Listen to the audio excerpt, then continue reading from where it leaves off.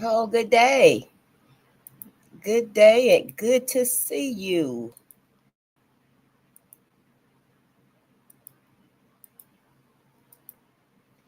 I was looking for that book I wanted to order. I forgot the name. It's called is it Black as Fuck History? Is that the name of it? I thought I had it in another tab.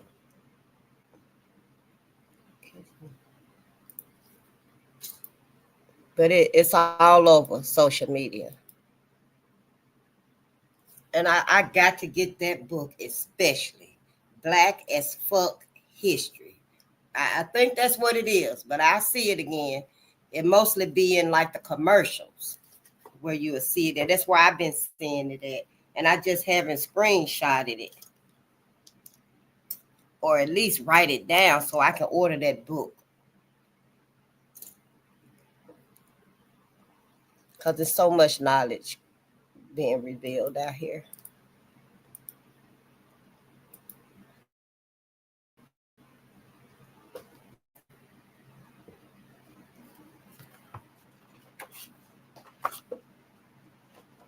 Everything is being exposed, honey. And I know why. Yes. Black America, we should be rejoicing. We should really be rejoicing because we should know what this means, why all of this is happening in this world right here, why Babylon is falling. It's about us. It truly is about us, our ancestors. They finally getting their justice. They're getting their justice. I wanted to show y'all these things I made too when I had the grandbabies.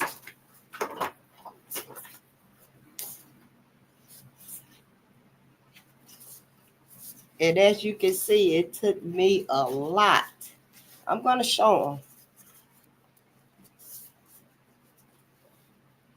I just want to make sure I have them close by. And they real simple. Once I had, and they come from the book. It comes from the book we're reading. Let me set them right there. And most of them are his examples. The hair care. Well, I was using the 4. I put the hair care, daycare, the school, and the laundry. And I made up a vertical integration off of those. So I will share those.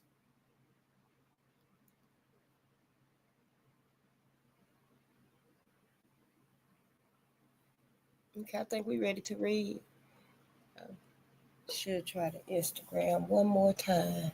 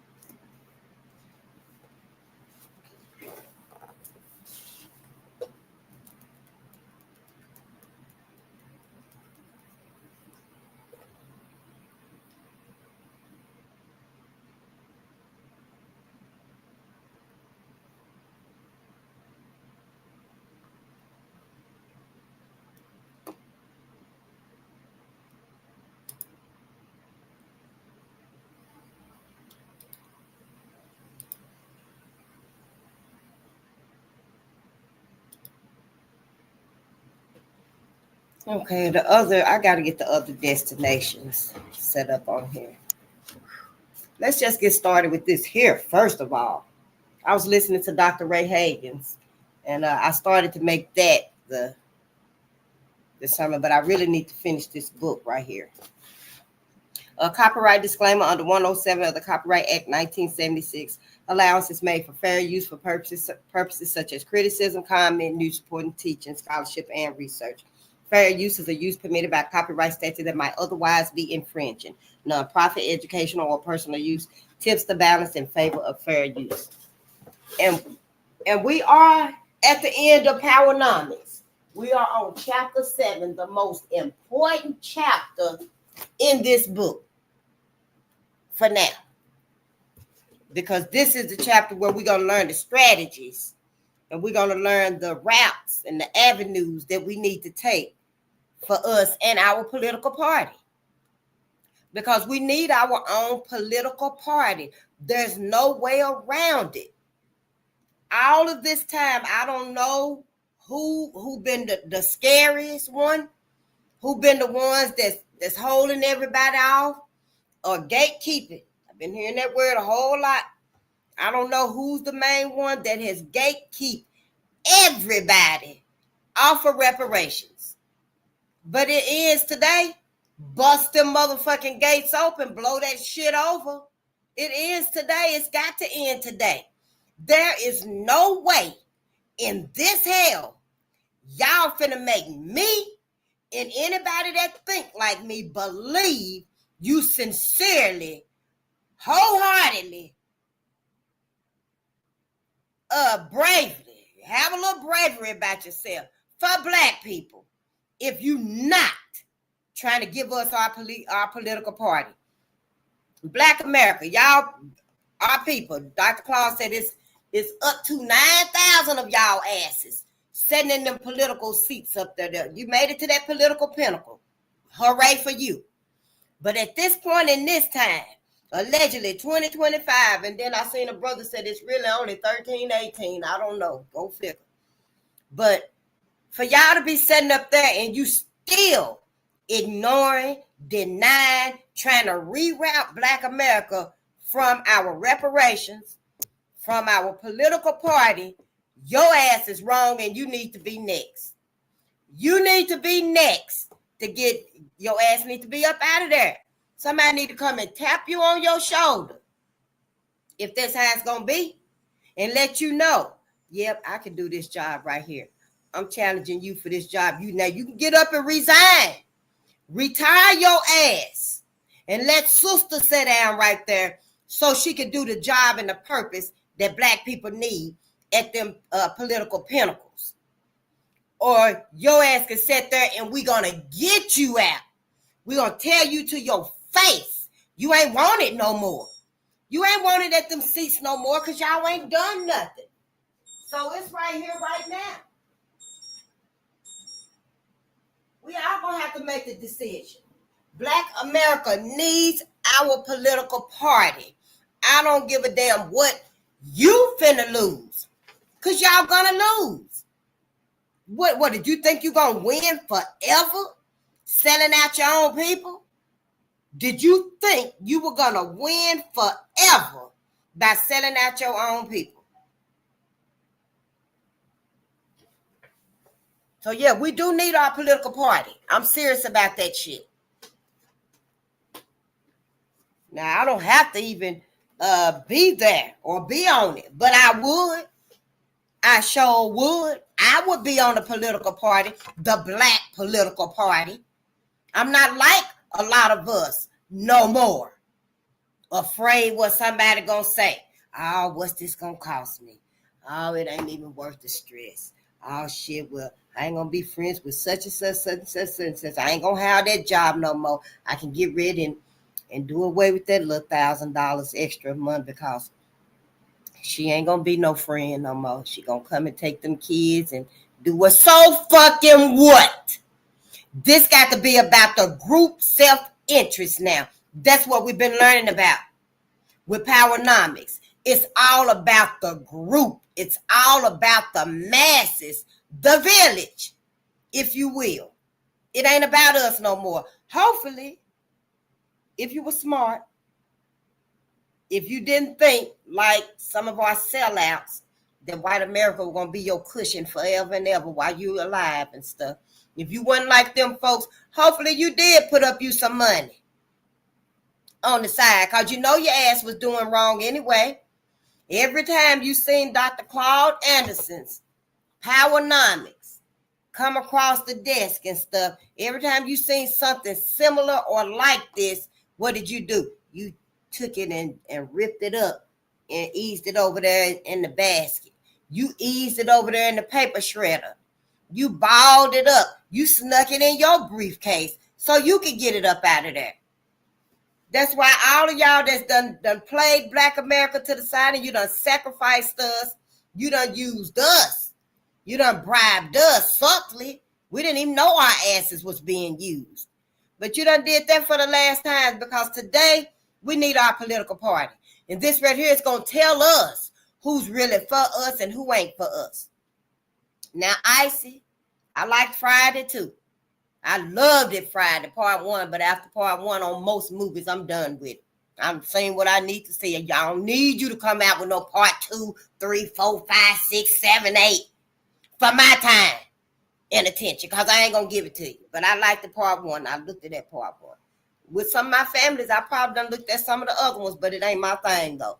But like that. But I'm just saying, somebody who got the focus, got our love, got our trust, we'll follow them anywhere. Why the hell your ass, when you was approaching Biden them about reparations, why the hell didn't you tell us then, let's start our own political party? Your ass too was scared as fuck to let black people know, hey, we need our own political party. Let's do it. We need our own political party right here, right now. Wow, what the fuck? All of y'all asses is some goddamn cowards, because you could not stand up and say, yeah, I'll do it. I'll motherfucking do it. I'll lose your friendship.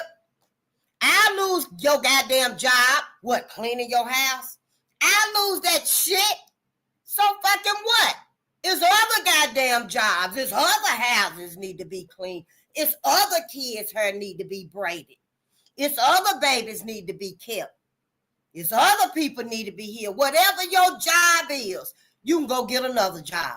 Because hell, you're supposed to be working for yourself anyway. We supposed to be our own entrepreneurs. We ain't supposed to be working for these motherfuckers, still working our damn life away. Every day in, every day out. Now, it's time. Hell, fuck them jobs. Go get your own job. Go make your own job up. Let's not let nobody hold us back. We done forsake everything because of the loss.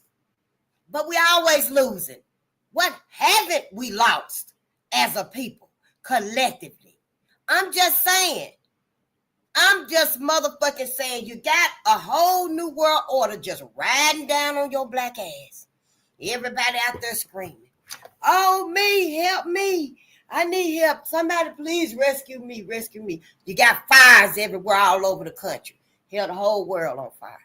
Burn all this shit down because of what's done happened to my ancestors. You goddamn right. I'm serious too. I mean that shit. So you got everybody screaming, help me, help me. But Black America been crying, begging, pleading, escaping, walking through swamps, pretending to be somebody else, mailing themselves in boxes. Henry Box Brown mailed himself to freedom in a box because a motherfucking group of people refused to stand up all this time. Your asses done had 400 years to stand up for the only, where my black Bible at? For the only travesty against life that ain't never been compensated for. I ain't saying that this the only travesty in life, because it ain't. There's some evil motherfuckers on this planet. Sure wills. But the one that has not been atoned for is this right here. Ain't been no atonement for what's happened to my people, my ancestors, the babies. All of them little bitty babies. The elderly people. All of our elderly. All of those that were brought over on the ships, because we already know now we was already here. The motherfuckers owe me 2 goddamn checks. That's how deeply Africa resonates in me. I ain't from Africa. I don't know who came up with it. sister or brother said, I'm not from Africa. Africa is in me. They said, I didn't come from Africa. Africa is just in me. So yeah, they owe me 2 goddamn checks, and I want both of mine. I want both of mine. Ain't been no atonement for this. Ain't been none.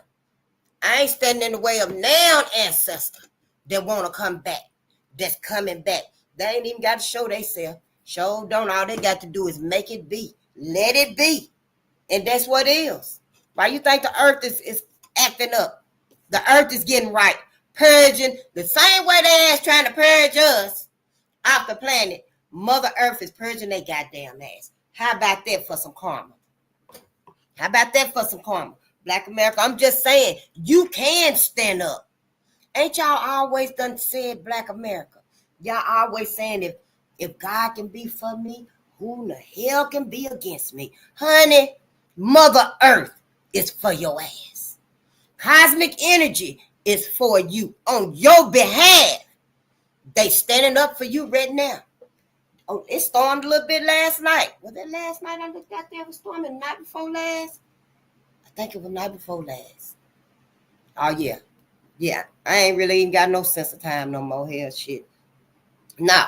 Everything done changed. I don't celebrate birthdays no more. I love you and your pictures ain't on the walls no more. Everything.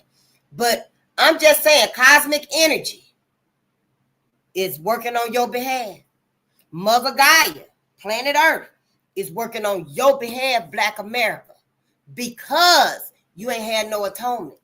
And it feels, Mother Gaia feels everything that we've been feeling, or we feel everything she been feeling. But the blood that's soaked into the soil, that blood is the activator. That blood has been activated. And yeah, the same way white America and her minions, since we reading about minions and stuff, since her and her minions is trying to exterminate and purge and depopulate the world, the planet of Black people, go on and say it. Go on and motherfucking say who they trying to depopulate. It ain't that hard to figure out, hell. But since they trying to do that to us, Mother Earth is goddamn it purging they motherfucking asses. So yeah, let it be. Let it be. Because it's got to be enough, Black America. It's got to be enough that we prepare as best we can. Prepare as best you can for every day of your life. I'm preparing as best I can for whatever may happen. Whatever may happen, I'm preparing as best as I can. If it works out and save me, oh well, that's what it was supposed to do. But if it don't, then it's your time. It's our time. We can't hold off the inevitable. We cannot hold off the inevitable. You are not going to be roboticized so you can live forever. Don't be putting y'all mindset that you're going to live forever. Like white America got this notion that they going to live forever and ever and ever. Sucking people blood, stealing babies and kids, all of that stuff. You eating kids. You eating humans. They got a new law now.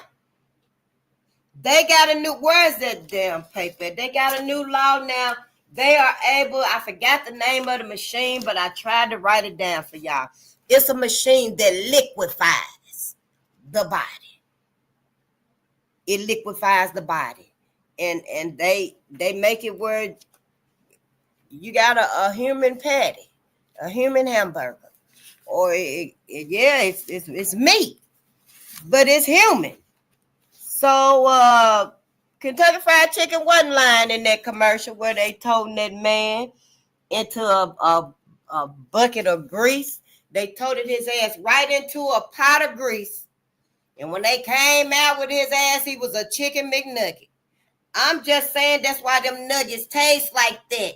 Spongy and squishy. And you just roll it around on your tongue like that. It don't taste like meat. When I was going to Wendy's and get the four for $4, and I get somebody the nuggets. Somebody always standing out there. I don't eat the nuggets. You can have the nuggets. But ain't none of it worth eating. Honey, you get so little when you stop eating that food and stuff. But that's all right. Just build your body up. We ain't supposed to be eating like that anyway. I'll be damned. We ain't supposed to be eating like that. We all gonna be damned. And who was I listening to earlier? Bobby Hemming. Was that Bobby Hemming? The only cuss word is damn. That's the only curse word for us is damn, because you're cursing someone. Shit, motherfucker. Well, goddamn. Yeah, that would be goddamn you. Yeah, that would be your curse, I suppose. But shit, motherfucker, hell, ass, fuck, them is not curse words. They don't sound good to you, but I bet you if your ass let off a whole bunch, I bet you feel a whole lot of release. When you going through and you let off some curse words, I bet you'll feel a lot of release. Curse words are really not curses. Yeah, not for us, not on us. We got to look at that different too. I was looking for that bill, that law that I wrote down. What was it? 10378, something like that. But watch yourself. Keep your kids with you. Keep your black kids with you. The theft of melanin, it's being exposed, but not like it should to get our attention. The theft of melanin is being disguised as other things, other dramas, other chaoses, madness that's going on in the world, in this country. But really what's happening is the theft of melanin. The theft of melanin. You, your blood, your whole vibe is supposed to be taken, out of you, implanted into say another person, like the movie Get Out.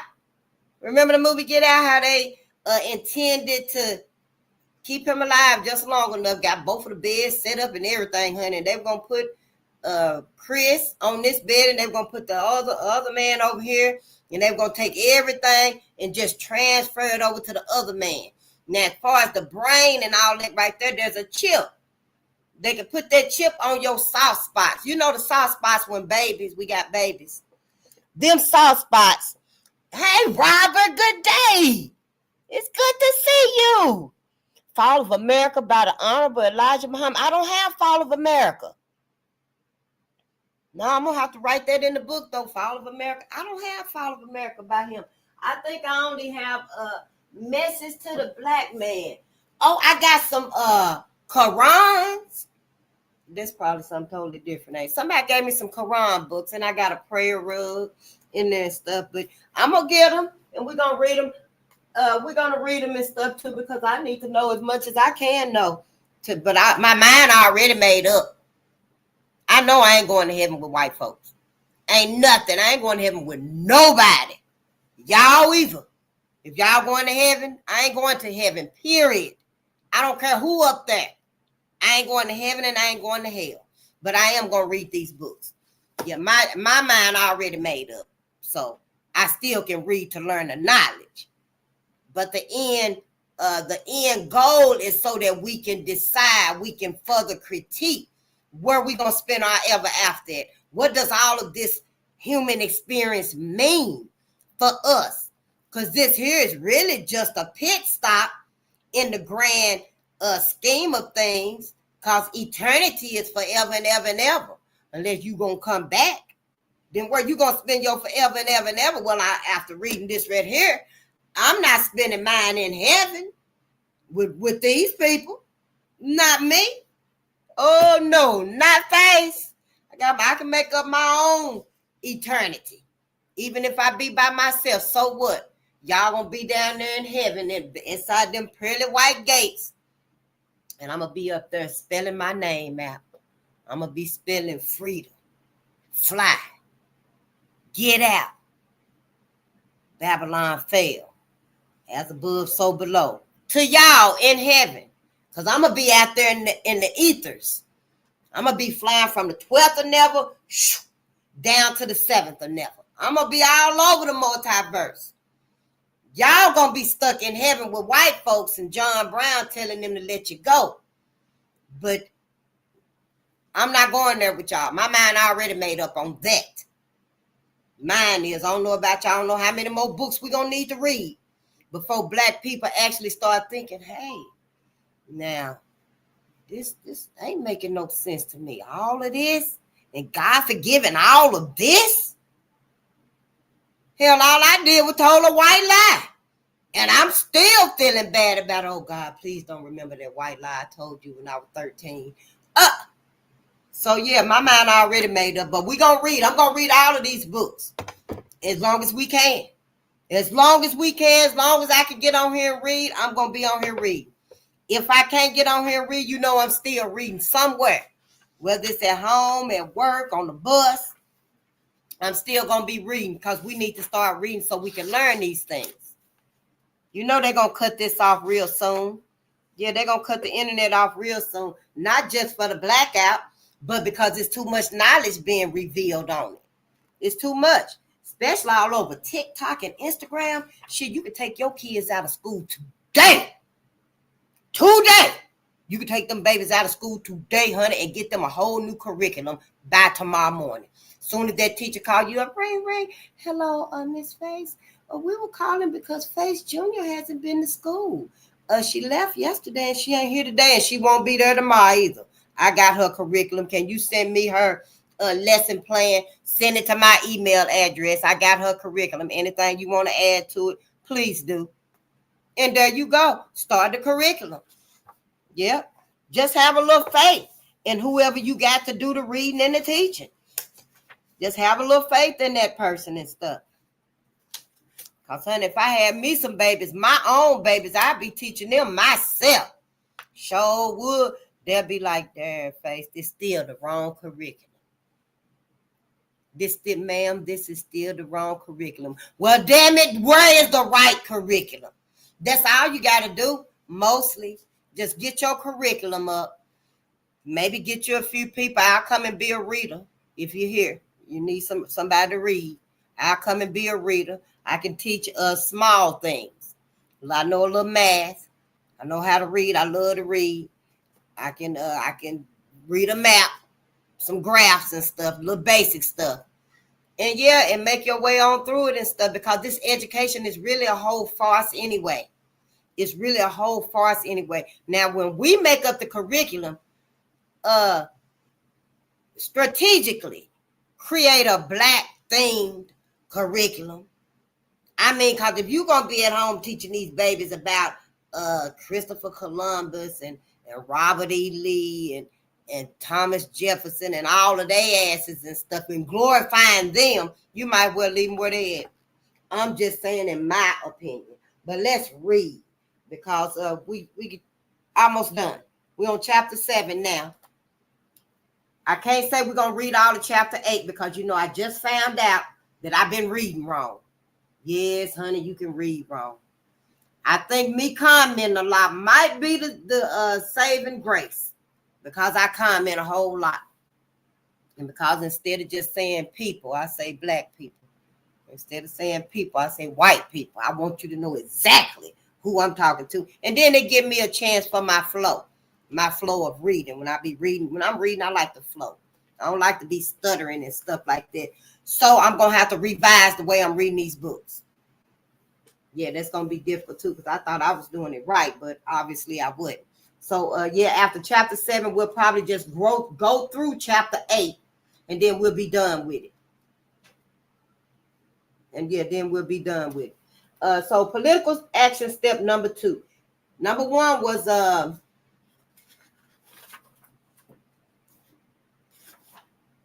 action step number 1 was promote group self-interest and use political acts to empower Black America. Political action step number 2, challenge immigration laws and public policies that have forced Black people to become this nation's only non-immigrant and permanent minority. That right there. That part. Ain't that what my daughter be saying? That part. Yeah. But that part right there. Challenge immigration laws and public policies that have forced Black people to become this nation's only non-immigrant and permanent minority. Dr. Claud Anderson ain't never lied to me. I ain't read nothing in this book or the other book that I read where he done lied to us. We are the only ones that ain't no immigrants. White folks' ass is even immigrants. Get your ass up and go. If I had my way, if I was truly racist, like y'all like to say, I would, my first proposal would be everybody get your ass up and leave. You gotta leave that here. I leave that pacemaker machine here. Your ancestors did not make that. Leave that, put that refrigerator down. You can't take nothing with your ass but them 5G towers. That's it and that's all. And go over there and get Karen. I'm just saying, we are the only non-immigrants. And then somebody had nerve to say on there that on YouTube that Trump coming after us next. For what? To hand deliver our check? Don't let it come to that, white America. I'm telling you, black America, right here, right now, if your ass must, you're going to have to tell everybody to go. Everybody get your ass up and get up out of America. Those that know you truly or not, I can't go face, ain't no bone or nothing in my body ever been racist. I can't do it. If you truly feel like that, maybe we can come up with something, because we don't want to do it. We don't want to do it, but we're going to have to. We're going to have to take this land back. Get y'all asses up, pack your bags, get your shit, get your 5G towers, your little Teslas that you already got. Take all that shit back to Europe, wherever you're from. New England. See, y'all, they've been so gung-ho telling everybody else to go back where they from. Go back to the Caucasus Mountains, if you will. I don't know where you're going back to. Go back to hell. But get up off this rock. We're going to need y'all to leave America. What's the name before was America? Bolden? If I'm saying it right, I might be saying it wrong. But if we're going to have to, everybody going to have to go. Everybody going to have to go. Everybody's goddamn immigrants. They did this. They doing this so they can come back around and target you, black America. That's why they doing all of this. I don't know. Hell, y'all the ones that's been gung-ho and all lovey-dovey, mingling and marrying and miscegenation and fornication and having babies and interracial and business and benefits and babies and all of that stuff with these people. Karen should at least, Sabrina should at least told you what they people truly got planned for your people. Ain't nobody told you a motherfucking thing because you ain't asked nothing. So when it comes down to it, yes, you're going to have to be on the side of self-preservation. We're going to have to be about preserving us, just like everybody's about preserving themselves. Just so happens they here in America for your ass, and white America brought them here. White America brought these people here in America to do these things to you so that they can set your ass up, drive you on the brink of insanity, which is literally where we at right now, a whole lot of us. You on the brink of insanity, then they're going to throw your ass back in slavery again. All of this right here that we see now is going to flip the script and be on you. Yeah, the few people we see being sacrificed, being caught at the wrong place at the wrong time, a lot of these storms, swept away. A lot of these people and stuff that's losing their lives because of the purging of the planet that Mother Gaia is doing. That's like what they call it, collateral. What they call it? When something gonna happen, but it's just means to a better end, I guess. I don't know. But some people not going to make it. Everybody not going to make it. The only ones Mother Gaia wants standing at the end of all of her purging is black people. She getting rid of white folks. White folks getting rid of you. Whose side you going to be on? I'm just saying. Step number 2, challenge immigration laws and public policies that have forced black people to become this nation's only non-immigrant prosperity and permanent minority.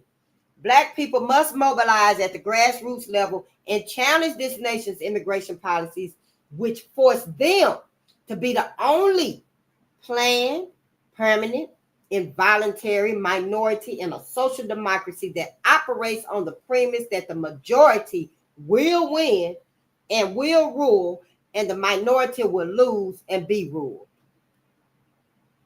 So it ain't no way, no how set up, plan, vision, and intended for you to come up.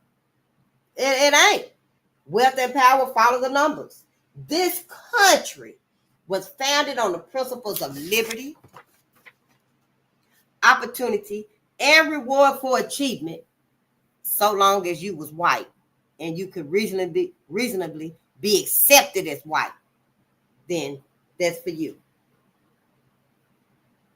But if you black, that's not for you. This country's principles, liberty, opportunity, and reward, achievement, pursuit of happiness, that's not for you. That's for everybody else. In the mid-1700s, black people made up approximately 34% of the total population. After the ratification of the United States Constitution, one of the first acts of the new Congress was to enact the 1790 naturalization law that restricted citizenship to free white persons. Then we just studied that in one of the other readings, because I remember writing it down. Yeah, it was exactly that, the naturalization laws. And on the other side, it was something else that they had done also. And I think that was the notebook for POWERNOMICS. I think I had it in here.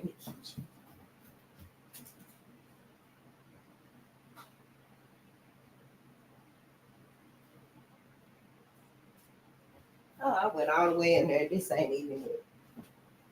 Well,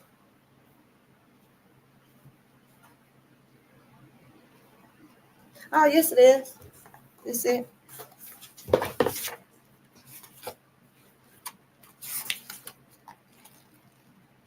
But this the wrong one. Yeah, he got I got two notebooks, I think, for Dr. Claud Anderson.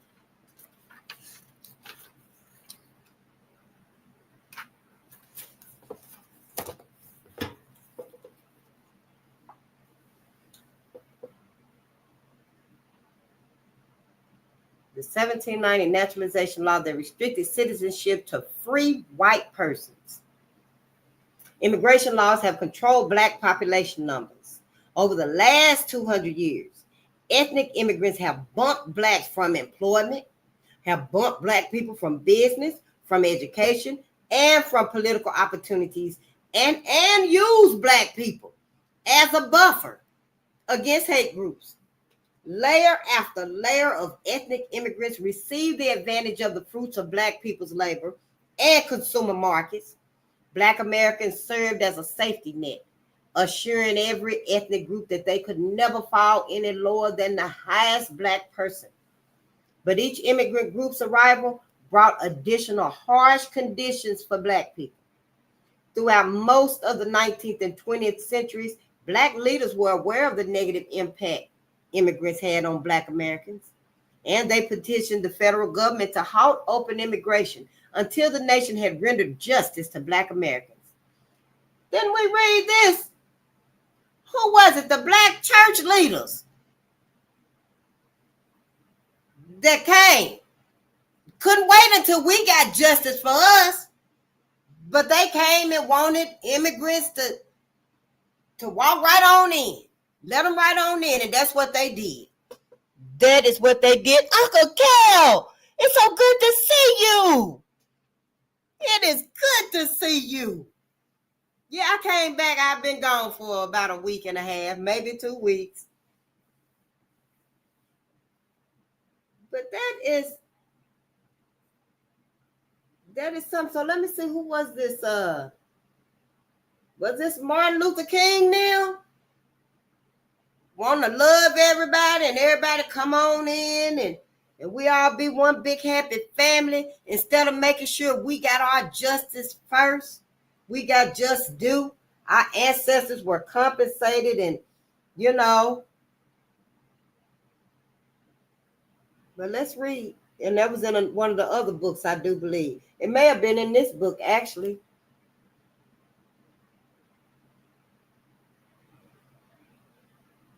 In the mid 1960s, however, Black leaders made two dramatic reversals that were to have lasting effects on Black people and from which they would never ever recover. First, Black leaders abandoned Black people and they reversed the commitment of civil rights from Black people, from Blacks, to humanitarian support for all struggling people. Second, they not only dropped their opposition to immigration, but they began to support it. Still got Black people that ain't received a dime or a dollar. But they changed it for everybody, and then it just started helping everybody else. Fuck the Black people that we didn't get to make it to. Fuck the Black people that didn't get to make it here and get no resources, get no help. We just look over them. It's too late. Well, we got such and such that's done come up to the front, so we got to help them now. That's what they did. We need to just shut this whole motherfucking thing down. Every goddamn body. Every goddamn body. Who position you want? Whose seat you want to sit in? I'm just saying. Start thinking about it. I am. In the book, Immigration Reconsidered, Lawrence Fuchs, Fuchs, a political scientist who has published widely in immigration and ethnic studies, describes the chain of events. In the mid-1960s, Cuban immigrants were flooding into Miami and they was displacing Black people from their service jobs because, Black people was there mainly and had it sold up. But then when the Cubans started coming and stuff, they ended up with all the jobs and stuff. So even though Black people were economically devastated, Martin Luther King Jr. decided not to pit Black economic needs against the desires of Cubans coming to this country. He referred to them as struggling minorities. And the die was cast. Almost all the Black leaders bought the social accommodation script. Martin Luther King, now, I know I said I forgive Martin, and I do. I forgive him. And he said he led us into that burning house. And this right here too. I forgive him for this right here too. But yeah, in my opinion, he need to be one of the first ones to show yourself, Martin. Show yourself and say what your last speech would have said to us before they killed you. Now you done did too much. Now you should at least, and then when he told us he done led us into a burning house, Martin, I forgive you, but I still can say my piece. Now you saying that you led us into a burning house and he told us to go get our check. You should have been calling out some names. Martin Luther King.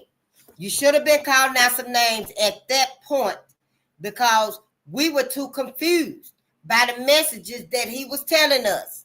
He know it. And if he come back today, he gonna tell you Black America to judge white America, not by how she treat your ass. We know she love your Black ass. Let you do whatever you want to do to her. Give you her money, let you run her car in the ground and stuff. We know how much Sabrina love you. But he'll tell us, Black America, judge white people by how they people is treating us out there. How is the culture treating Black people? That's how you judge white America. I know your motherfucking ass gonna do right by me. Because I ain't gonna stand for that bullshit. You already know. Jenny. You already know. But we got to start judging white America, how their culture treats us. For the simple goddamn fact that it's white people's sons. Hell, it's Mary's sons. Them Karen's sons out there. Sabrina's sons, her brothers, her cousins, her daddies, her uncles, her nephews. Those is all her boys out there doing all of that. Don't be fooled again. I'm just saying, do not be a fool and a dummy at the end of this fight, Black America. Don't go out like that. At least at some point in time, stand up for yourself. Stand up for your ancestors. Give your babies a chance. Give Black babies a chance. We done gave white babies, we done gave white folks everything we done had to give. This is round 3. Or is it round 12? I ain't into no kind of sports, but This is the end of this fight right here. The end of this fight. Let's fight it for us. Let's fucking fight it for us. That's all we got to do. Yeah, Mother Gaia is on your side. Mother Gaia ain't on white folks' side. White folks' time is up. Honey, let them know you know. Shit, yes. But Lawrence Fuchs, a political scientist who has published widely in immigration and ethnic studies, describes the chain of events. In the mid-1960s, Cuban immigrants were flooding into Miami and displacing Black people from their service jobs. Though Black people were economically devastated, Martin Luther King Jr. decided not to pit Black economic needs against the desires of Cubans to come to this country. He referred to them as struggling minorities and the die was cast. Almost all the Black leaders bought the social accommodation script, was too scared to stand up and say, hey, King, no, we can't. We just take it from Black folks. Scared then and scared now.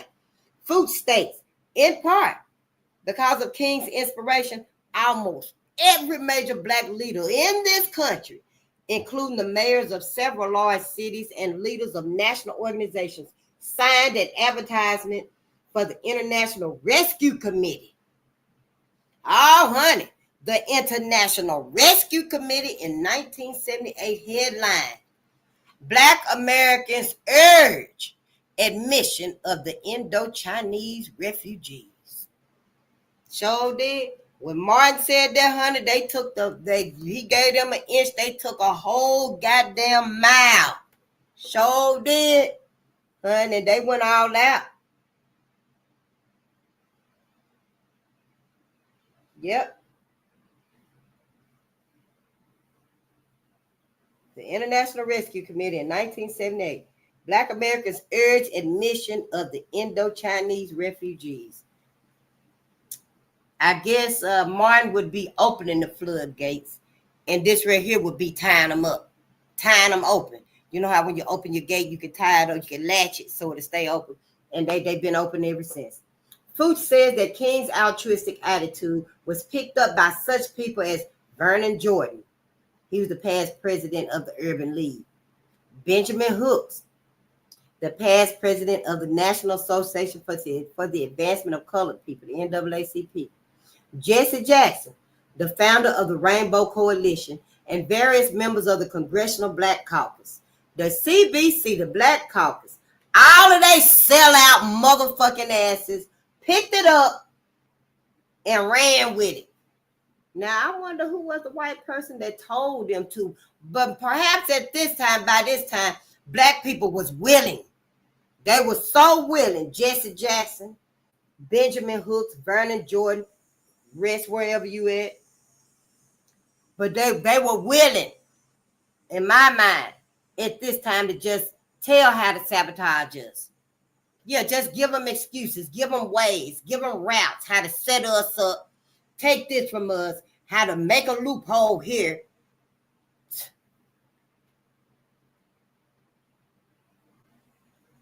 And then I was thinking the Rainbow Coalition, wasn't that Fred Hampton? You know, I know I'm just learning and stuff like that, but wasn't the Rainbow Coalition initially Fred Hampton's for, you know, the love of all the people, for the love and the unity of all people? But now we look at Rainbow like the lesbian, gay, bisexual, transgender, queer, LGBTQ, if I'm saying it right. I don't know, the alphabet letters get screwed up, so I'd rather just say it out, say the whole damn word and stuff. But yeah, I'm just reading this stuff. But see, we didn't even get the knowledge of Fred Hampton's Rainbow Coalition before Jesse Jackson ass took it over. And then didn't Jesse say something too that slighted us? What did he do? Started calling us African Americans or something like that? But I digress. Let's read. In the 1970s, Congresswoman Candice R. Collins, Democrat, Illinois, declared that Americans must continue to have an overriding loyalty to mankind as a whole. To mankind as a whole.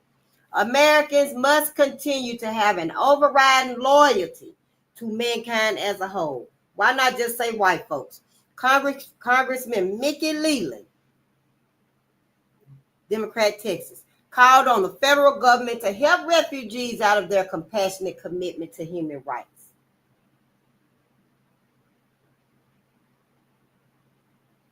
And overriding loyalty to mankind. Yeah, white folks, just white folks, and it might as well say white folks, because hell, everybody that came here got labeled white anyway. Everybody that came here got labeled white, even if they do step out in the sun and get just a golden brown, because they get a nice tan. Just as white leaders had done for centuries, black leaders across the board put the needs of other groups before the unmet needs of black people, and they forgot about the competitive nature of our society. Black people suffered a double loss when their leaders reversed their attitudes about immigration. Not only were the needs of black Americans subordinated, but so were the needs of people of African descent outside of the United States. The leaders did not challenge immigration policies that prohibited immigration from black countries, committing instead to make them a little more comfortable wherever they were. They were satisfied pushing America to rid Haiti of a despot political regime, rather than pushing America to extend the same immigration options to Haitians and Africans. Look that up, hold on. They were satisfied pushing America to rid Haiti of a despot, D-E-S-P-O-T, political regime, rather than pushing America to extend the same immigration options to Haitians or Africans that they extended to European, Asian, and Latin American nations. Black people remained on the bottom of the pecking order as their leaders helped competing groups come in above them. Like the first immigration law, the 1924 law declared America to be a white nation and had a zero immigration quota for people of African descent. That remained in effect until the mid-1960s, when it was increased from 0 to 0.5%. The new immigration laws ensured that European ethnic groups, later expanded to Asians and Hispanics, it ensured that they remained dominant by setting new quotas based first on the national origin of immigrants, then on their skills and their training, and last on their family reunification. In some rare exceptions, though, foreigners were granted political asylum.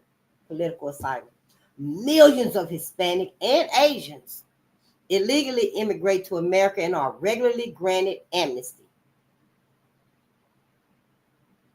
For physical and ideological reasons, people of African descent do not qualify for the special exemptions.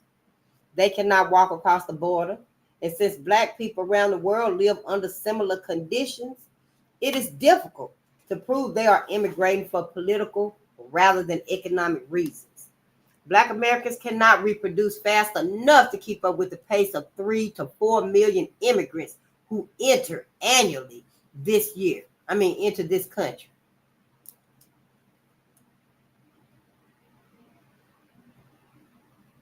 Wow. What can the black masses do at this point in time? Grassroots blacks can begin by pressuring their leaders to go back and address the needs of black people. Black leaders can demonstrate their commitment to their own people by challenging the immigration laws, calling for national dialogue, and mobilizing black masses. Black people can relocate their places of residence to become a majority population in specific cities or regions of the country.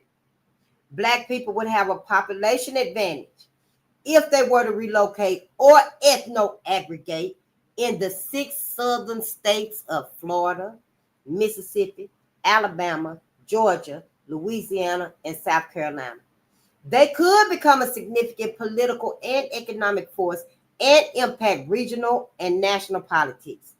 They could control the electoral votes in presidential elections. Once they become the majority population, they must begin to act like the majority. They must begin to act like the majority.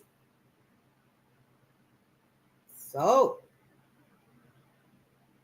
Well, that's a start. We 20 years late though. When we catch up with everybody, we'll see if these places still remain. Many, if anything has changed, many blacks reacted to immigration by fleeing their former neighborhoods. Black people living in suburban areas near large urban cities could increase their political and economic impact by relocating back into key communities and cities. Local governments could offer the black middle class incentives, such as tax abatements, homestead sites, as well as business, employment, and political opportunities to encourage them to relocate into black urban neighborhoods. Municipal political bodies, especially those in majority black cities, must publicly define what constitutes a minority. If black people were originally classified as a minority because they were legally and customarily excluded from this nation's political, economic, educational, and social resources, what is the justification for classifying ethnic, religious, class, gender, and language groups as minorities and equating them to black Americans? When were these groups shut out of the system without alternatives? Less than 1% of them were in this country when black people were being enslaved and Jim Crow segregated. Why is the poverty of ethnic groups that came into the country in that condition equated to black poverty, which stems from 260 years of slavery? These are the kinds of questions that black people ought to raise with both black and white leaders. Because see, right off the top, they're going to try to tell you that, yeah, they struggling too. They are a minority too. But they can't put that on the same level with your struggle and where you are, black America. I don't care who they are, where they coming from, what they running from. They couldn't put that on the same level with you, and they still can't. So black leaders at this point right here, yeah, we on political action step number 3. We'll say that for tomorrow. And but yeah, our black leaders are gonna have to redress this. They're gonna have to redress this or get their asses up. I just propose they get up because I ain't got no trust for them. I ain't got no trust for none of our black leaders. If it is some, you know, and I run across them out, yeah, I think I got some trust in them. I think Dr. Claud is retired, so.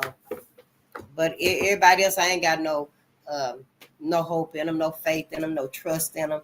You know, I think they wasting time, wasting more time.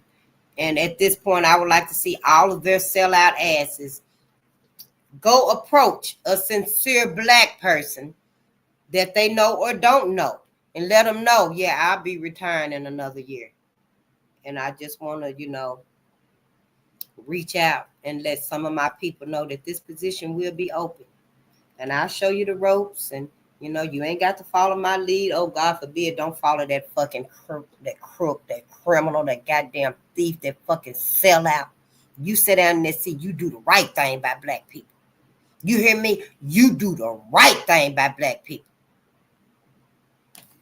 But let me go through this right here before I forget and stuff. But I did, when I had the babies and stuff, the grandbabies, you know, we learned about ethno-aggregation. First, we learned about the 3 maldistributing, the 3 major impediments that we have because of our integration with white folks. And that's the maldistribution of the wealth and power resources. The second one is the inappropriate behaviors of us, our inappropriate behaviors. You're twerking too much. You ain't doing right. You're your kids' friends and not their parents. Our inappropriate behaviors. Coinciding with white folks, with other groups of people, and working with them and helping them and growing with them instead of your own people. All of the inappropriate behaviors. And number 3 is lack of a national empowerment plan, which is our POWERNOMICS. This is our empowerment plan. A national plan to empower Black America. And then we learned about ethno-aggregation, pulling all of our resources together. We learned about vertical integration. When you know all of those resources and stuff, you start building them up.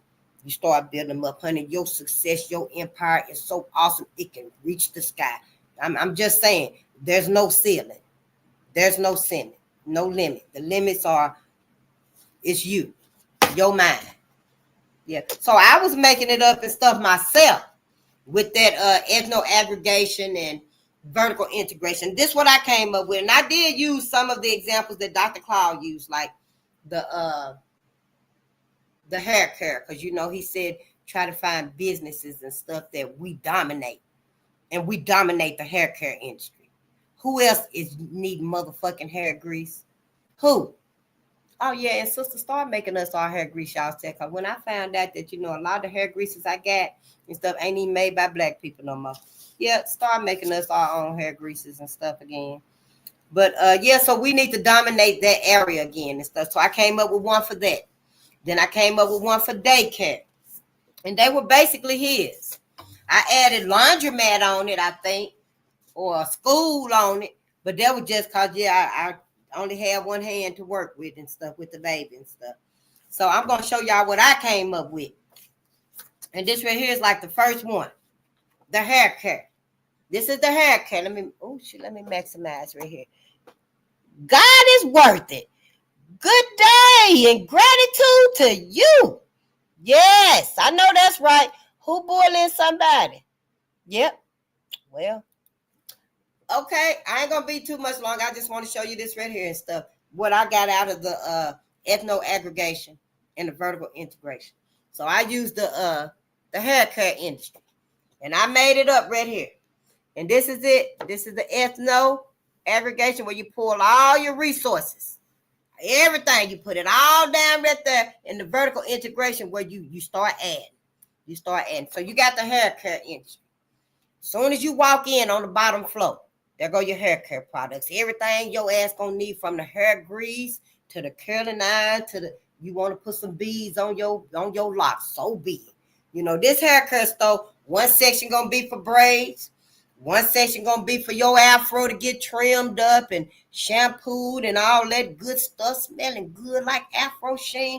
And the next section might be for, your locks. Yeah. So when you go into that hair store, you're going to come out of there with whatever you need so you can go and get your hair done. On the second floor, that second business is going to be for your services and care. On the third floor, you got your daycare. Somebody going to have that daycare business in there because you got to bring baby with you. You got to bring baby with you because you got to get your hair done.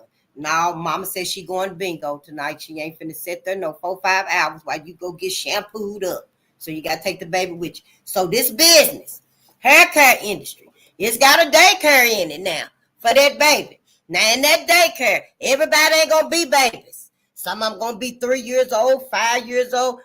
Shay Shay don't want to sit in there. She 12 years old. Mom, why am I here? Why you getting your hair? I don't want them in my hair. I do my own hair, Mom. I can do your hair. So Shay Shay don't want to be there at the daycare, but she got to come with you anyway. I don't know. It's a bad neighborhood. Go figure. Maybe she got a boyfriend. You don't want to leave her by herself. I don't know. I'm just saying.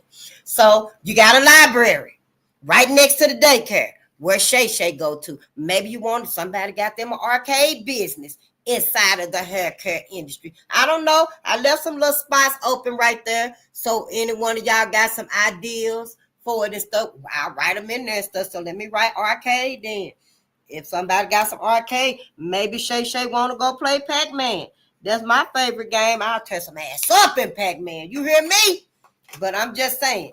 So you got the vending machines right there because everybody going to be hungry and stuff.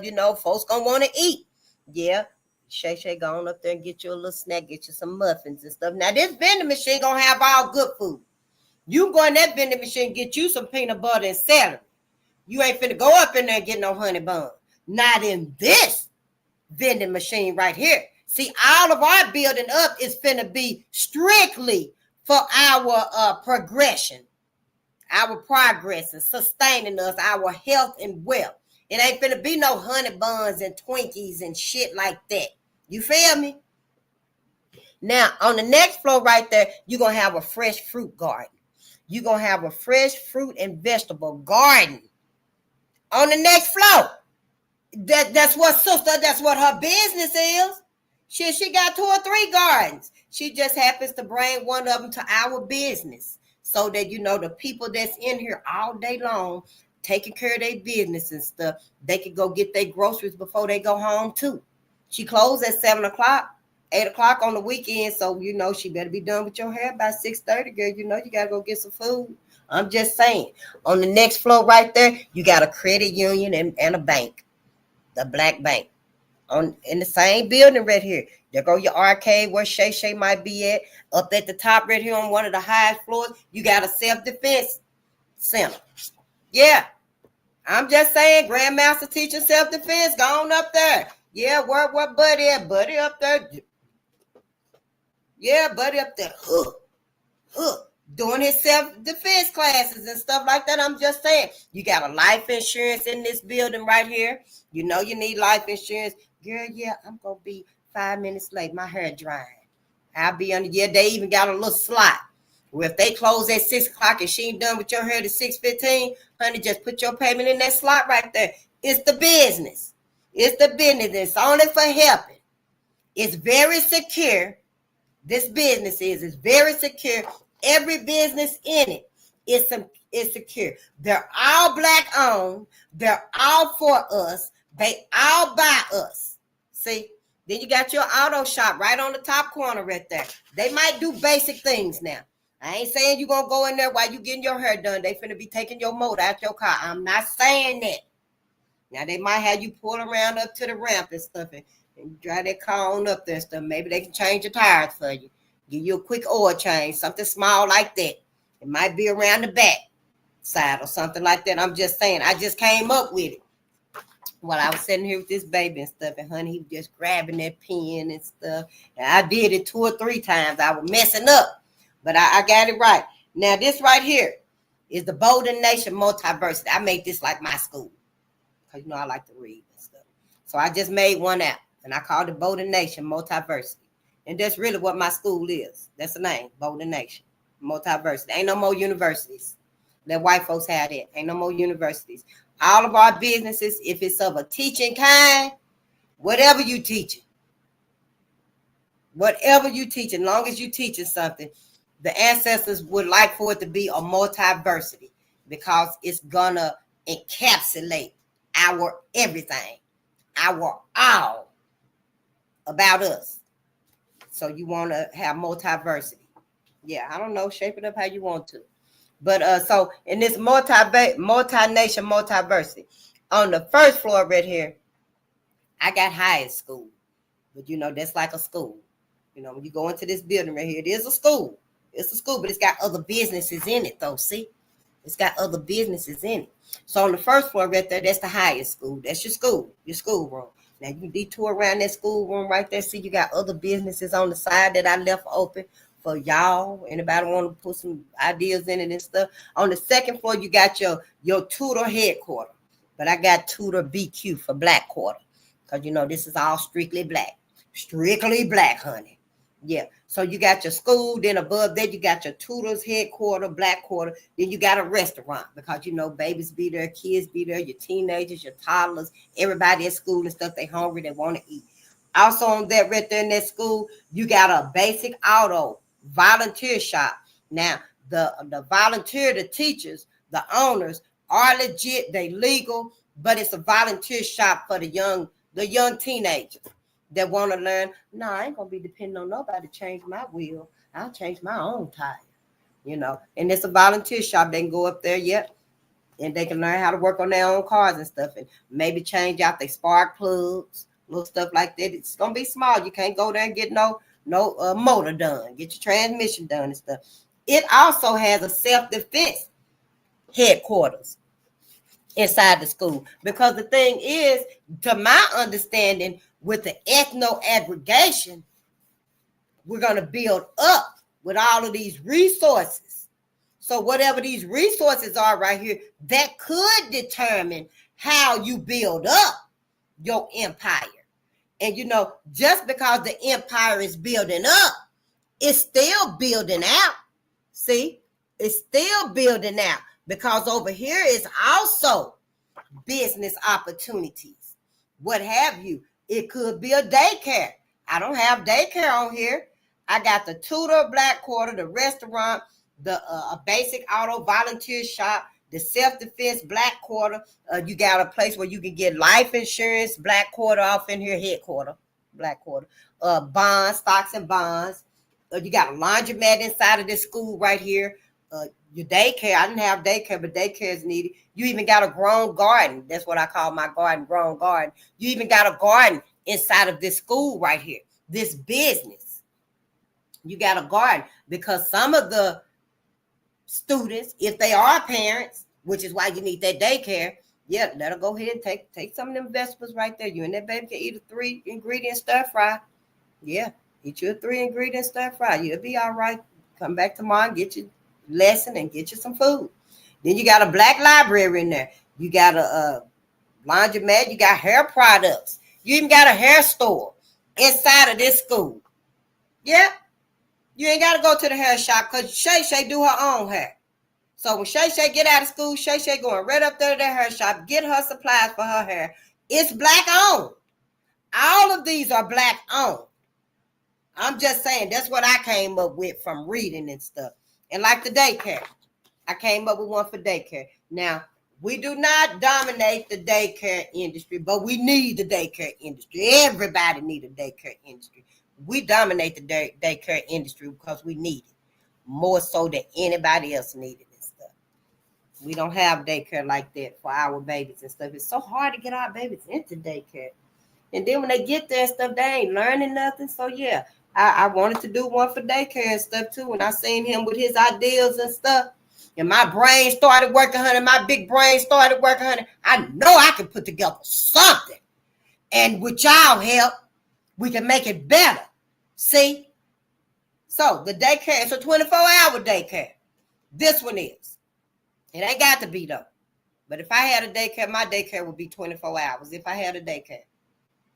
Okay, so on the first floor right there, you got your daycare. So as you walk in, on the next floor right there, you got your restaurant kitchen.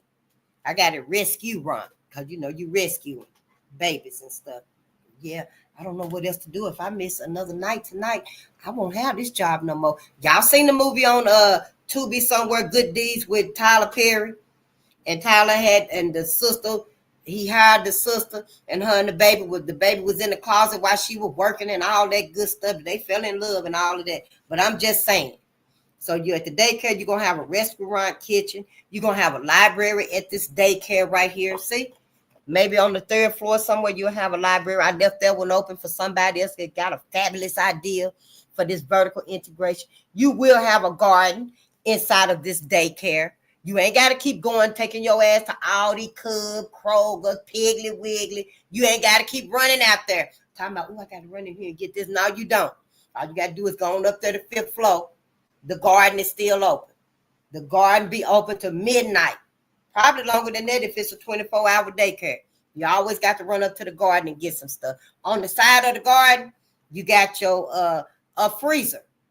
A freezer. You might need to go in the garden and get you some greens, carrots and stuff. But you need to go on the other side and get you some pineapple juice. Yeah, it's freshly squeezed. I'm just saying, you know. Yeah, it's all the business. It's all the business. By the time you done made that 1, 2, 3 stop on your way home, shit, you done went in everything. I'm going in the hair store, and I can go right up here, pay my life insurance bill, get my car tuned up, whatever you got to do while I get my hair done. While I'm over here at the daycare picking up the baby and stuff, I know we got to do this little quick see-through right here, so I'm going to run up here and grab a few groceries right here. And whatever you got to do, everything is going to be one-stop shop. It's the new building for us. This is our new empires. This is our new empires. It's a whole new strategy. However you want to make it, hey, I'm open to redo this. Yeah, it ain't got to be straight up and down like Claud Anderson said. That's how I made it. But if in your mind, you want to have like a coliseum of businesses all around and stuff, hey, okay.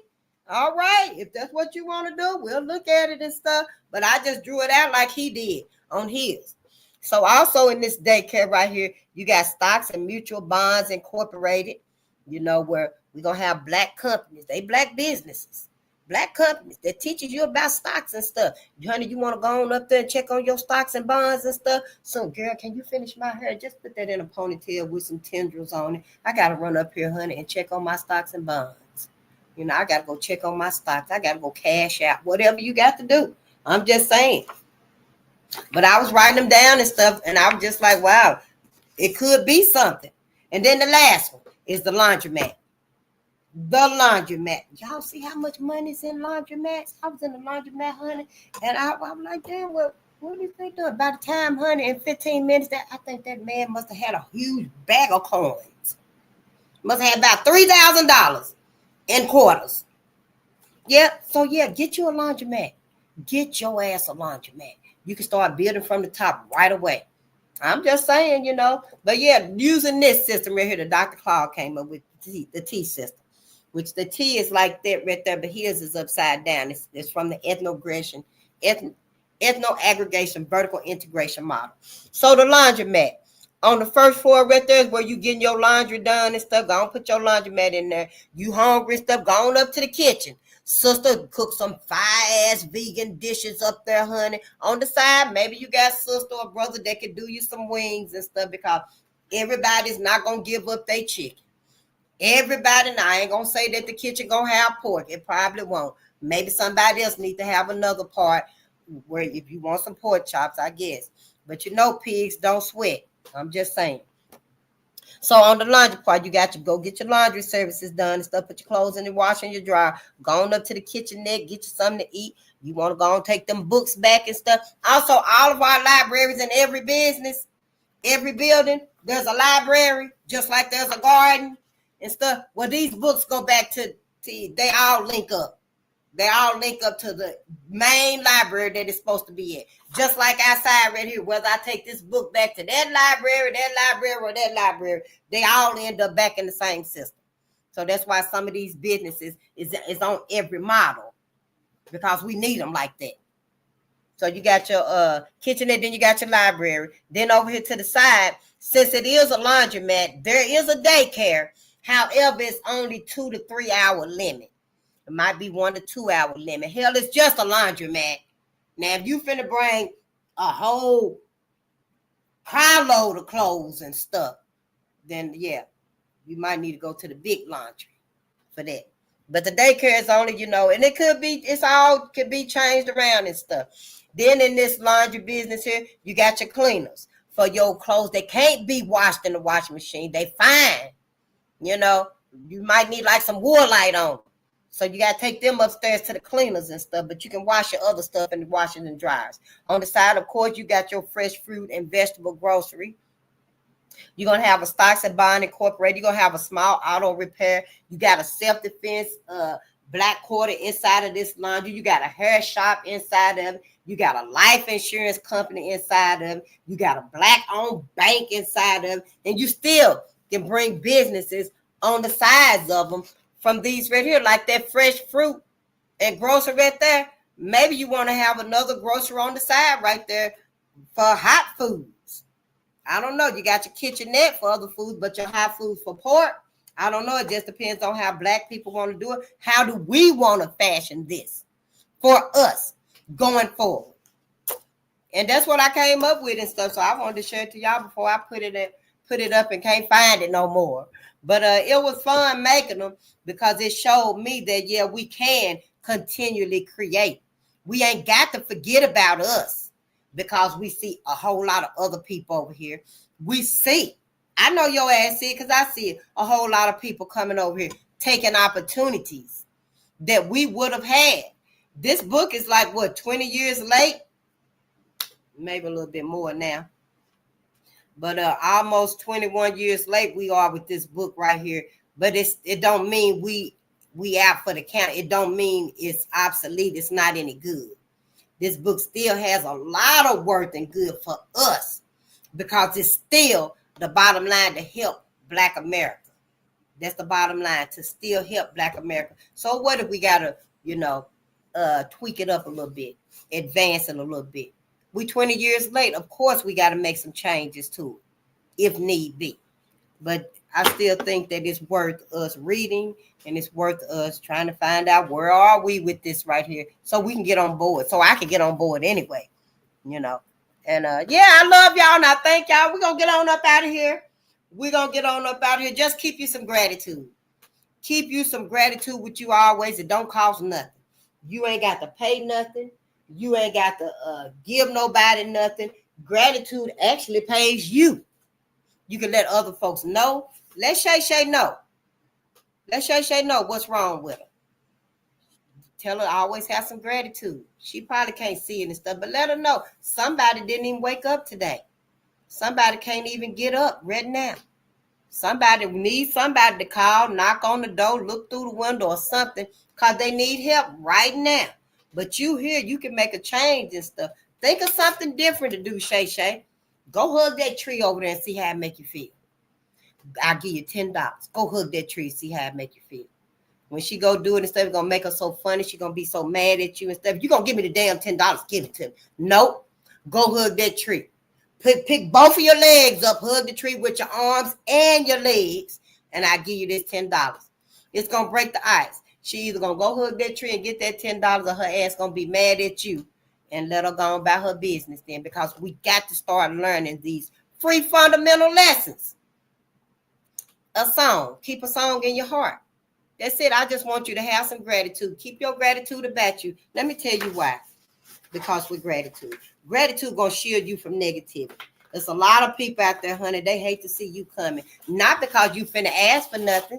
You don't come around asking for $1 or a cigarette. You don't never, every time somebody see you coming up, you don't come up and be like, can you give me $1?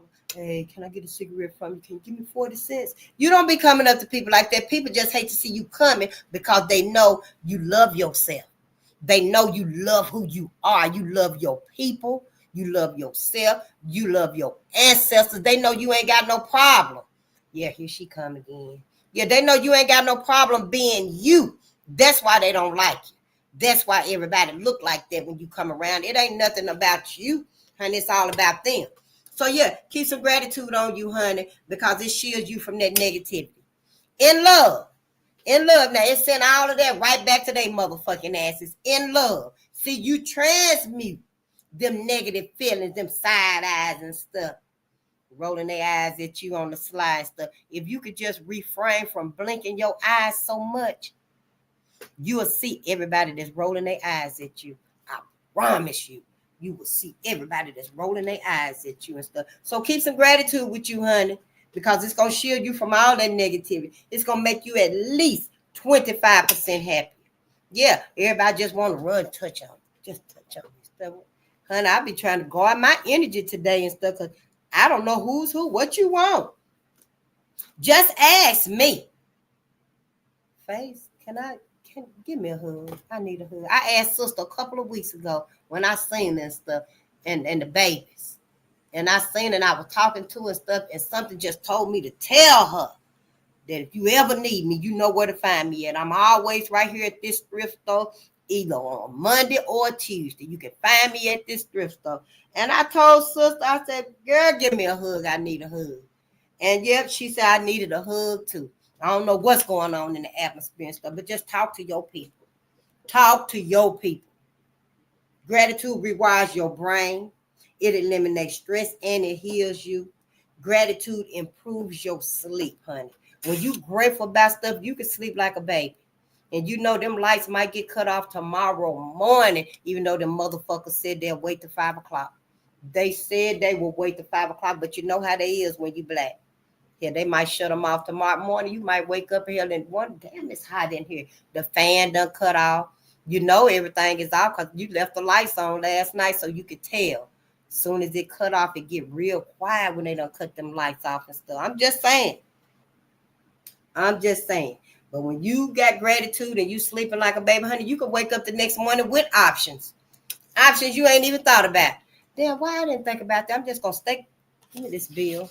Honey, I'm going to take this bill, tape it, staple it, whatever, get a paper clip and put it on there, honey, and you make your sign. Please help pay this light bill for me and these babies. I don't need a dime or a dollar. You can call it and pay it straight out. And take that bill on there, honey, go on out there to that stop sign, go to that stop sign, that one and that one too. And let folks help you get this few dollars. It's only $150 to pay that light bill, honey. And you pay that light bill and they get your lights cut back on for you. You don't know. Somebody might be like, honey, pull over here by Wendy's. And I'm going to pay this whole light bill. Just pull over here so I can cut the car off. Get my card and stuff. We're going to call up there and go on and pay this bill. Honey, they'll be turning your lights back on for you. Your options might be when you wake up, honey. You got new options now. Let me take this baby over here to my sister. Let sister, I'm going to give you all this food. Here go they clean clothes and stuff. I'm going to come back every few days and stuff. I'm going to wash the clothes up and stuff. I'll be here at night. However y'all sort it out and stuff. I don't know. Maybe she the fun, sister, the fun auntie. Now you ain't even got to come back no more. Just leave the groceries right there and stuff. We'll see you when we see you. You know we'll be here. Go on and handle that. Do whatever you need to do. But I got the babies and stuff. It might be something like that. Run that extension cord next door to Tammy. Tammy, girl, I'm going to have to run this extension cord over here because me and these babies, girl, they don't cut off my goddamn lights again.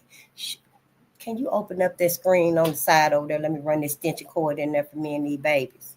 I'm just saying, if the babies is over sister house, your ass can eat pizza by candlelight for a day or two. Gratitude just give you options. I'm just saying. Now, you can come up with some more options. Take your ass and get you a waitress job. Go get you a waiter job. Be a waiter, you know. And, yeah, some places stay open 24/7. Get you a waiter job, waitressing 24/7. You ain't even got to be asleep at night. No, you'll be working. Then during the daytime and stuff, just get you a few dollars and go somewhere and just lay down at the library in one of them chairs and stuff with your book and get you some sleep. Gratitude, it's going to give you all kind of options when you go to sleep at night. That's why it improves your sleep. Gratitude boosts your self-esteem and your performance. Don't nobody know why you are. Girl, you don't hit production 3 times today. What is going on? Everybody sitting over there. What's going on with Faith? Yeah, I see over there done hit production 3 times. What's going on with her? Girl, tell me all of it done happened. What's going on? Yeah, that ain't nothing but gratitude. Let folks know. It ain't gonna cost you nothing. Gratitude it's gonna prosper you by telling other people to be prosperous, to be grateful. When you tell other people about the benefits of being grateful, gratitude blesses you. And you don't like to say that word blesses, but gratitude blesses you. Yeah, it pays you, it rewards you for letting other people know to be grateful because we truly forget. And it's free. Gratitude enhances the law of attraction, and gratitude improves your relationships. Honey, gratitude improves your relationships more than anything else. I don't give a damn what you go out and you buy Butch.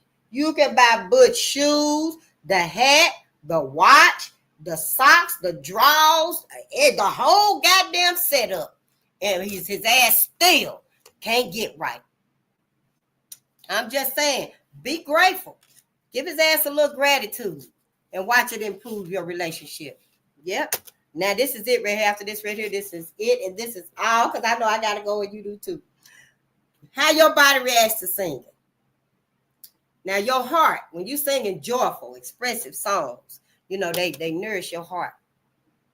Think like LTD, the Commodores. They balance your emotions and they uplift your spirit. Songs expand your lungs and it improves your oxygen intake. When you singing like Stephanie Mills, oh, honey, can't you hear the music and start to hear it in my head, the chimes and stuff? Well, singing helps expand the lungs and it improves your oxygen intake. When you holding your breath like that, think Bill Withers, A Lovely Day. Oh, that man, honey, your lungs got some air. My lungs got some air. His lungs got some air. That man held his breath so long, honey. Everybody's lungs got a little bit of that air. I'm just saying when you singing, honey, it regulates emotion like anger, frustration, and stress right on out of your liver.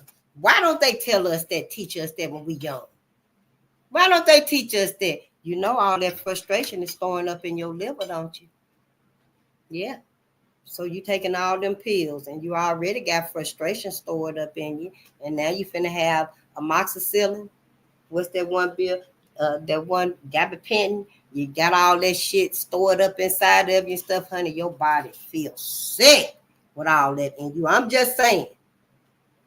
But singing, it can get all of them emotions up out of you. Now, for all them pills and stuff that you take, the medications, don't stop taking the medications. Your ass will fall out.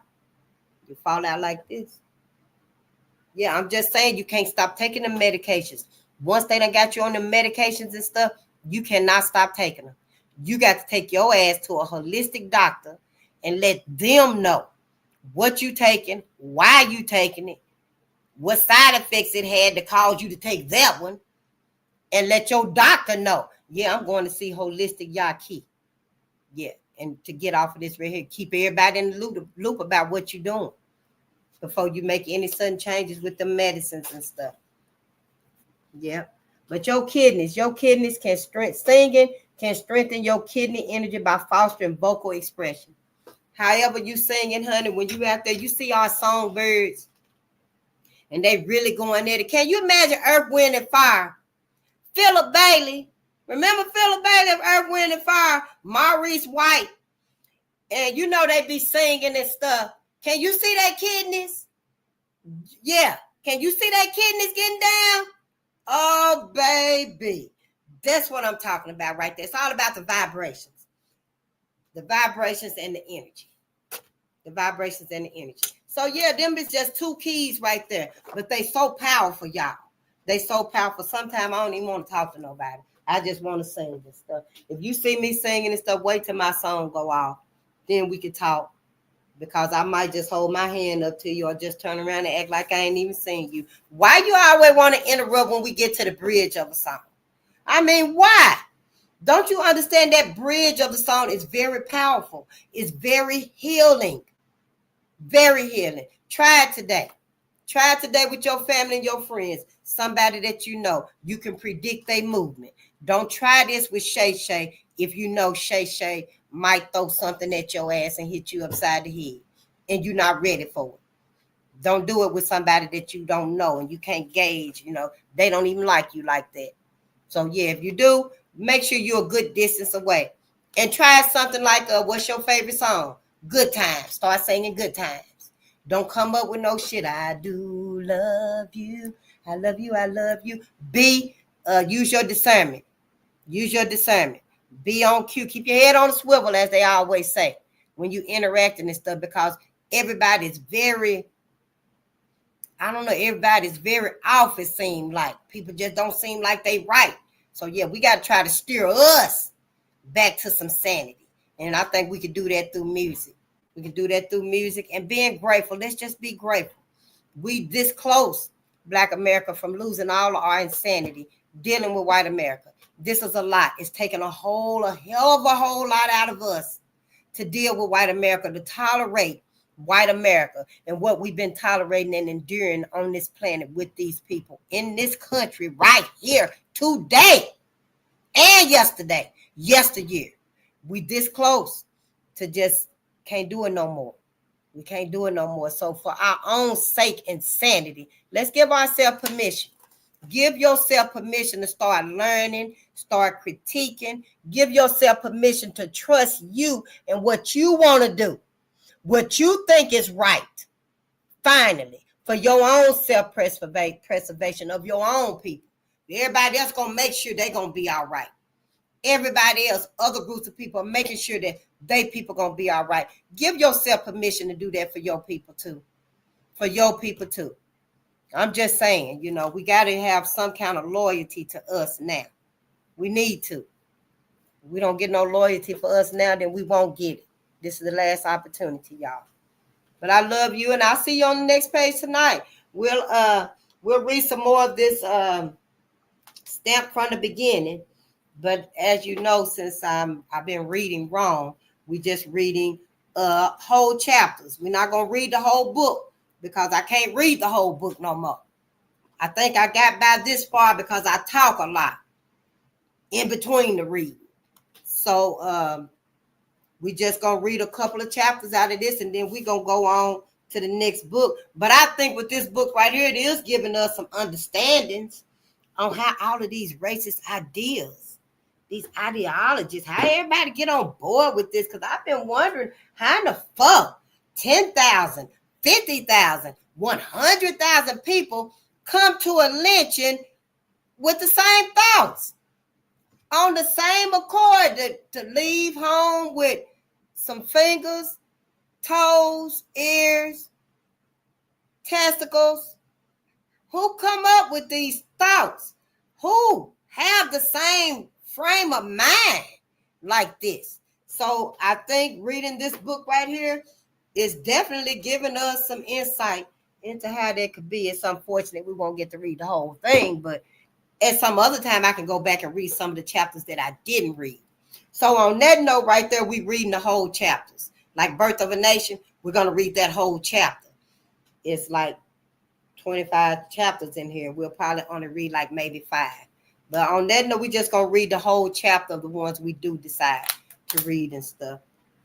But yeah, let's get out of here and stuff, because I need to go out without some shoes on, just ground a little bit, because it's getting cold here. It is getting cold here already. Ain't that some shit? I'm like, wow, I really want to move to some warmer climate, warmer land somewhere where I can have my garden outside, honey. I can walk outside every day and the temperature is okay for me. I ain't got to have on no jacket or no shoes. You know, I'd rather have like 6 months of summer instead of 3 months of summer. Me. And where I'm at in Minnesota, I think we all sun deficient. So, yeah, I'm going to go out and just walk around a little bit before I get my day going. I'm going to bring my garden back in. Once I bring it back in, I might show y'all. Oh, look at there. Oh, who is this? I love you, bitch. Oh, you cuss more than I do. Damn. I love you, bitch. But don't call me bitch. You can't call me bitch. Don't come here being disrespectful. God is worth it. Because I cuss too, and I can cuss your ass out too. Now, if your motherfucking ass ain't supposed to be here, then take your bitch ass somewhere else. Don't come here with no bullshit. Okay? I don't need your motherfucking ass coming here with no type of bullshit. Save your disrespect for somebody else that's going to cry. Because I ain't going to cry. I'm going to cuss your motherfucking ass out. I might put Khalid Muhammad on your tired ass. Is you one of them coming around? Yeah. See, don't get me thinking that you're coming here disrespecting and stuff. Because I don't like that shit. You ain't got to bring your funk ass over here with that goddamn shit. Not on my channel. Not on my channel, you don't. Take your ass somewhere else with somebody that gives a fuck. And somebody that won't call judgment on you, because I will. I damn sure will. I would tell every last one of my ancestors that your ass is stepping in between to get on your ass. To get on your motherfucking ass now. So yeah, don't come here with that shit. Now, I love y'all. I love you to life and afterlife. And don't let these haters and shit get at you, okay? Cuss they motherfucking ass out and go on and enjoy your day. Because, honey, you ain't fucking up shit about this right here.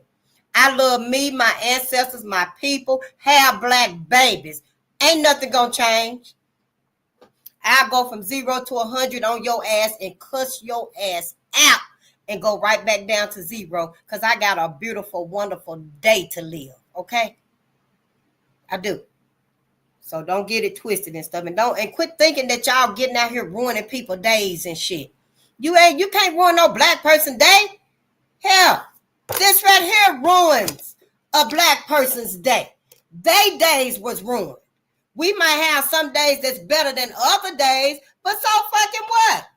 This was the bad days right here.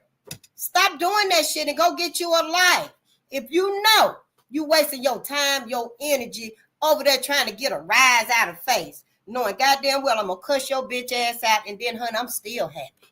Honey, you can't take my happiness. You can't take my joy. I'm always singing a song. Honey, I sing the same song 5 times if I want to.